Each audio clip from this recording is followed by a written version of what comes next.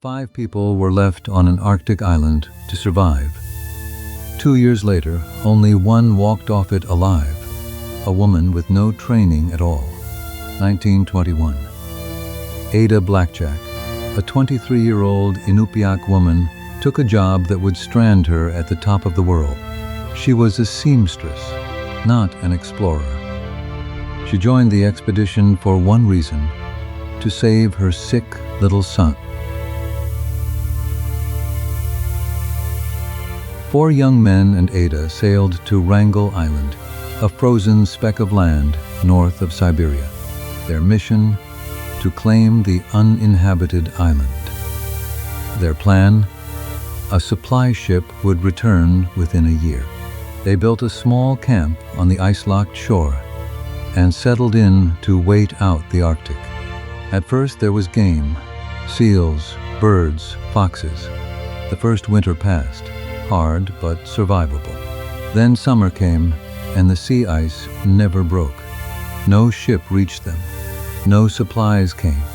As a second winter closed in, the food ran out, and a slow enemy crept into camp: scurvy. One of the men grew too weak to stand. The others faced a desperate decision. In January 1923, 3 of the men set out across the frozen sea toward Siberia, 90 miles away. They walked off into the ice to find help. They were never seen again. Ada was left behind to care for the dying man. The only 2 souls left on the island. For months she nursed him, cooked what little there was, and kept the camp alive around him. But scurvy is merciless. On the 23rd of June, Lorne Knight died. And just like that, Ada Blackjack was completely alone at the edge of the world. Alone except for the expedition's cat, a small creature named Vic.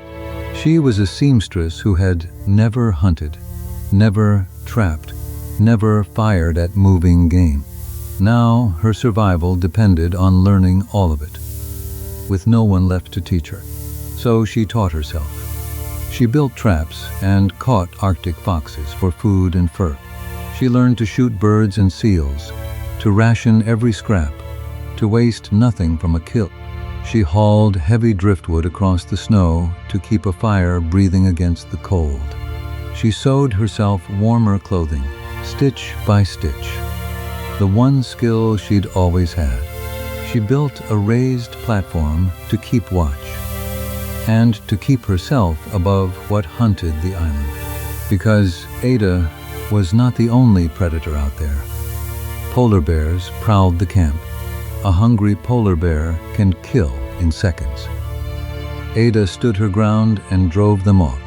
Every day was the same brutal arithmetic: find food, keep the fire, survive the night. The Arctic dark pressed in.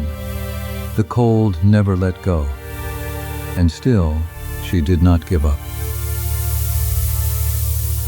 She kept a diary through it all.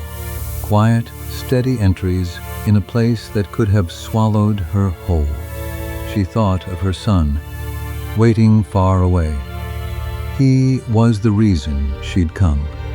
He was the reason she held on. Weeks became months. The island tested her in every way a place can test a person. And somehow, this untrained young woman met each test and lived to face the next one.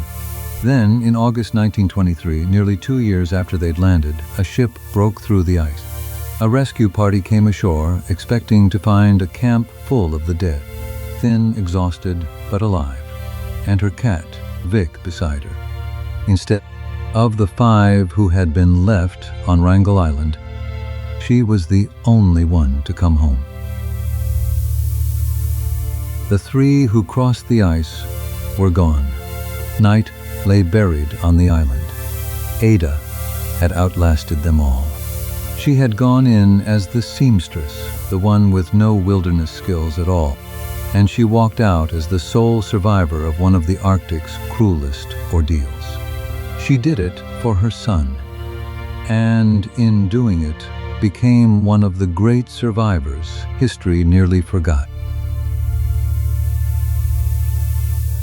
If this one stayed with you, do me a favor, hit that like button and subscribe to the Backcountry Files so the next case finds you. Because out here, the wilderness always keeps score.